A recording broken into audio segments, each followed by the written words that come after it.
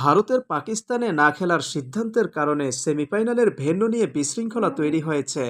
Champions ট্রফির semifinal সামনে রেখে দুই সেমিফাইনালিস্ট অস্ট্রেলিয়া ও দক্ষিণ আফ্রিকা এক অদ্ভুত পরিস্থিতির সম্মুখীন। তারা দুদলই দুবাইয়ের উদ্দেশ্যে উড়াল দেবে, তবে নিশ্চিত নয় সেখানেই ম্যাচ খেলবে কিনা, যার ফলে এই দুই দলকে এক অনিশ্চিত যাত্রার মুখে পড়তে হচ্ছে। আইসিসির সূচি অনুযায়ী প্রথম সেমিফাইনাল মঙ্গলবার দুবাইতে এবং দ্বিতীয়টি বুধবার লাহোরে অনুষ্ঠিত হবে।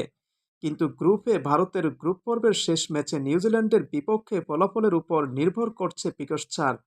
ফলে অস্ট্রেলিয়া ও দক্ষিণ আফ্রিকাকে আগেভাগেই দুবাই পাঠানো হচ্ছে, অথচ 24 ঘন্টার মধ্যেই তাদের আবার পাকিস্তানে ফেরত আসতে হতে পারে।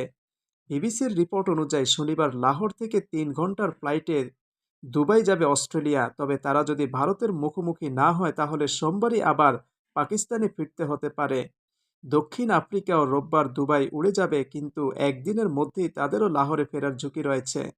দক্ষিণ আফ্রিকার batsman Rasi van der Dussen সরাসরি বলে দিয়েছেন, একই জায়গায় থাকা, একই হোটেলে থাকা, একই মাঠে খেলা ও অনুশীলন করা অবশ্যই একটা বড় সুবিধা।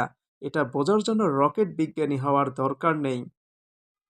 এই সূচির বিশৃঙ্খলা নিয়ে সমালোচনা বাড়ছে, বিশেষ করে যখন দেখা যাচ্ছে ভারত সব ম্যাচ দুবাইতে খেলে সুবিধা পাচ্ছে, অথচ অন্য দলগুলো অনিশ্চিত ভ্রমণের কারণে প্রস্তুতিতে বিঘ্নের সম্মুখীন হচ্ছে।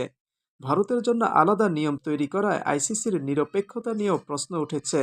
ক্রিকেটীয় শ্রেষ্ঠত্বের মঞ্চ চ্যাম্পিয়ন্স ট্রফি আপাতত এক বিশৃঙ্খল ভ্রমণসূচির নাটকে পরিণত হয়েছে।